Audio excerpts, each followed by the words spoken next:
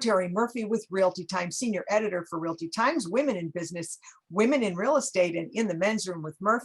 And today we have somebody who fits the bill in all three. His name is Rick DeLuca. We're longtime friends, been in the industry as one of the top influencers and trainers for over 40 years.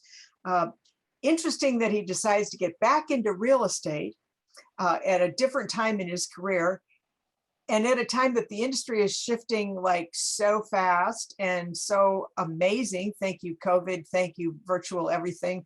And Rick, you were honored as Salesperson of the Year, Nevada Realtor of the Year.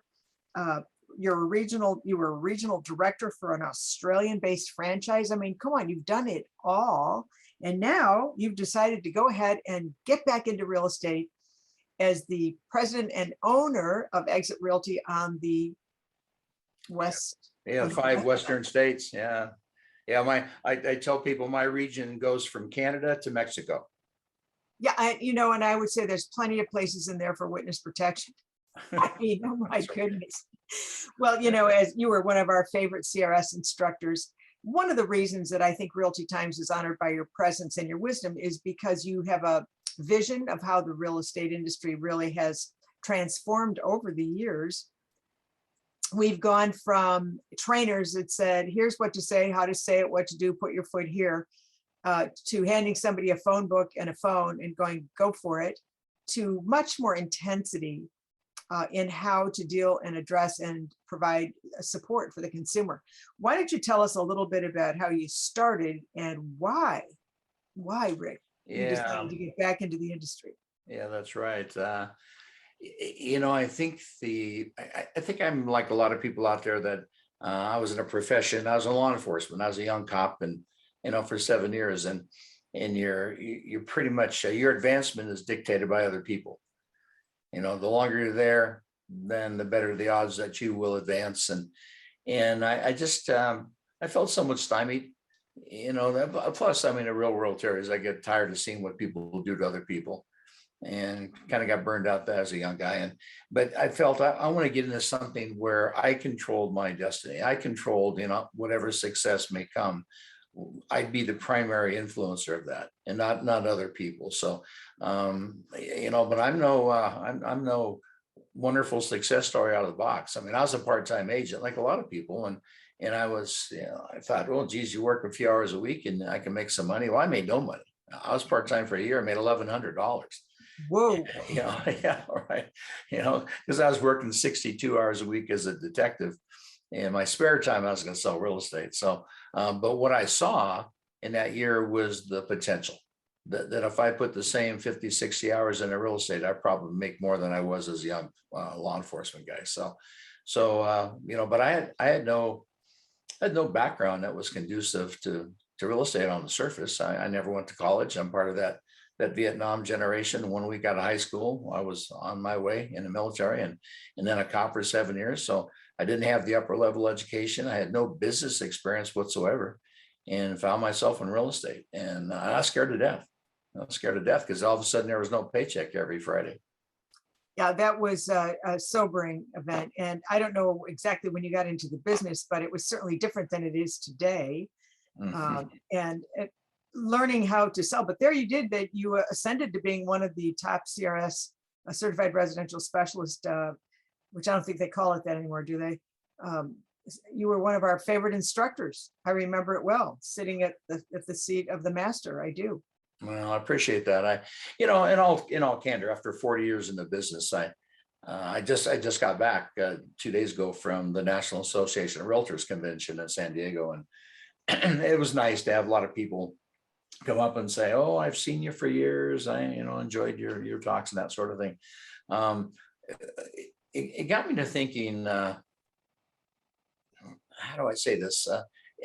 I'm proud of my career. I'm proud of my career as a trainer. I think I've helped a lot of people, but I think a significant reason why maybe people receive my message fairly well, I've never seen myself as like a big deal. I mean, I just shared my background with you. Not very impressive, and I said for years. Yeah, but it was authentic. It was authentic. I mean, you had to learn it from the ground up, which is why I think you're such a good trainer. Yeah, if I figured if I can make it, anybody can make it. That's my message. I mean, I honestly believe that too. So But you also talked about acquiring this huge responsibility, this yeah. huge responsibility. I don't know how many agents you've got under your belt right now, but you made a choice and you made it based on 5 criteria, which I Mhm. thought was very discerning. And the first one was you wanted a company that had checklists and systems. Am I Yeah. accurate with that? Yeah, I think a lot of people can relate to what I'm going to say next. I am by nature highly disorganized. I've just accepted that years ago, and but I think people can see, okay, so I struggle with organization, but if in fact there are mechanisms that can keep me on track, whether it's I showed you my daily checklist every day of the week, Monday through Friday, I have my printed out daily checklist. And I need checklists and that kind of support to keep me on task. And so my first criteria was, yeah, they got it. I don't have them all. I don't have all the checklists. And so whoever I align myself with, they need to have the checklist and the support mechanism built in there. So that was my And first box had to be checked. right, the second one was training, which there's Mhm. plenty of training, but there's a difference between training and getting support with training. Yeah, that's right. And there's also a significant thing that I learned during my travels as a trainer. Um, you can stand in front of a well-intended, hardworking, willing to pay the price and make sacrifice, potentially great real estate agent, and say, here are the things you need to do. And we all know what they are. I mean, most of them haven't changed in 40 years. So here's what you need to do. And they'll sit there and smile and nod their head, and then they don't do them. And it baffled me for the longest time. And it was a bit frustrating as a trainer to talk to 200-300 people and know that I was really talking to 25 or 30 that would actually go out and do it, you Well, know? that's the problem. It's the execution, which is where coaching and Right, consulting comes in. right. And it's not to make somebody do something, but it is to allow them to see the results from when they do. I mean, there's just some basics you have to do for any business. Yeah, it's true. But I think what helped me get to another level of having impact on people with a message is I realized that even though there are what I call proven, there's a proven path to success. There's certain things you just have to do to make it in this business, with few exceptions. All right. I finally understood something, and it totally changed the way I taught. Let me give you a tiny example. You can tell someone in the real estate business, you need to stay in touch with people. You need to keep yourself in front of them. You need to have a database and send them stuff. And I mean, these old ideas. And there again, they'll say, oh, that makes sense. But then they just don't do it. And so what I learned finally was, if I want to get people to change their behavior, then I need to give them a reason to change it, not just say change your behavior. That's like step two. So step one to get someone to change their behavior is what I kind of refer to as change their mindset. Here's an example, as simple as it is. NAR publishes every single year, and you've seen it year after year, Terry, and the numbers don't change where business actually comes from. And and the hard numbers are really simple, and they hit you right in the face. 67% of all listings come from relationships.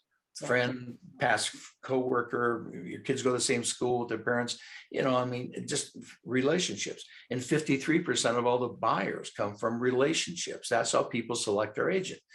Well, if you accepted that, if you say, well, geez, if 2/3 of the listings come from relationships and over half the buyers, then I ought to maybe spend proportionally my time, energy, and money in proportion to where it comes from. So I'm going to put 2/3 of my resources into building, creating, and strengthening relationships. So when I stopped and slowed down and added that prefacing step, it made sense then why you should send something to your database and keep in touch with them, because it's fueled by just the hard numbers, the facts. Right. And yet we find people chasing leads from people that they Yeah. don't know. And we always know is that tech, obviously, because if you're not technically advanced, you Uh, can't keep up with your consumer.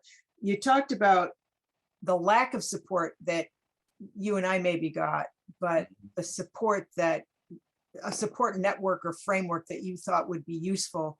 And you chose to work with the company that you're working with because you said Monday through Friday, you can actually talk to a human, which Yeah, is that's right. still, by the way, the one of the nicest ways to communicate is to hear a real voice that belongs to a real physical body. Yeah. Yeah. Because for years, I mean, I did so much consulting and training for people, and it was one of the biggest complaints I heard from franchisees, how they didn't get much support. They had to figure things out on their own. So when Right. I went with Exit, that was a huge consideration, that there's people on the phone from 9 to 5 that'll answer your questions. If they can't get the answer, they'll go get it for you and get back to you. I was pretty impressed with that. So at the end of the day, and obviously they have their own unique business model, which is attractive because most entrepreneurs don't run a business like a business. They run it more like a hobby. But Yeah. just for the sake of making this inspirational, you actually care about what happens to the people that work with and for you. And I think that is, I think one of the most important facets of that is really focusing on relationships, because we know that it's been transactional. I got to interview John Ruhlin from Giftology, and that was one of my favorite interviews because John talks about it being transformational. Right. Nobody needs a seed, package of seeds. Nobody needs a free cookie, but they do need to know that they have value. And I think that that's one of the things that make you who you are. Well, and I appreciate that. I ran into somebody in San Diego 3 days ago that thanked me for something that I've done for years and years and years. Here's, I'll preface my comment by saying this. I think that our society has become so complicated that sometimes the simpler the idea, the more impact it has on people. I have to agree with you on that. And so here's a little tiny example. Anybody in my database, including today now, because I have 600 agents, okay, in the 5 states, and anybody in my database for years, if they had a baby, then today it's online. Meyer, I had to go buy it at the store, but today at personalizationmall.com, I order like it's a little animal head, like an elephant or a tiger or something, with a little blanket, and then I have the child's name embroidered on there, and it says "Sweet Dreams," Nathan, let's example, and I send that to him, and I've had people for years tell me, "Geez, you gave me a gift with our baby's name on it before anyone in our family did." And today here we are, right? It's cost like $20. And so it's impact, it's the personalization. Yeah, It's this. I interviewed Cleve Gaddis. It's the specificness of the specificity that make it an aha moment. right. It's clear that your vision for where the industry has been and where it is now has been unique. It's been so priceless because you understand the why behind the transitions. If people wanted you to speak or to consult with them, what's the best way to reach you? Probably the best way is just shoot me an email, and that's easy one would be rick@rickdeluca.com. That'll come right to me. Yeah, and there's only one Rick DeLuca. Yeah. Yeah, and I hope there always will be, because that's it. And speaking and training are the kinds of things that you're still doing, and consulting. Very, very little, Terry, because I got my hands full with 5 states and I 600 don't agents. understand 600 agents, really. I mean, seriously. Well, thank you so much for joining us. I know that we're going to have you join us for short segments coming up on Realty Times News TV. I want to thank you for joining us today, and thanks for all your insights and all you've done for so many in the industry. I'm Terry Murphy for Realty Times. Thanks for joining us.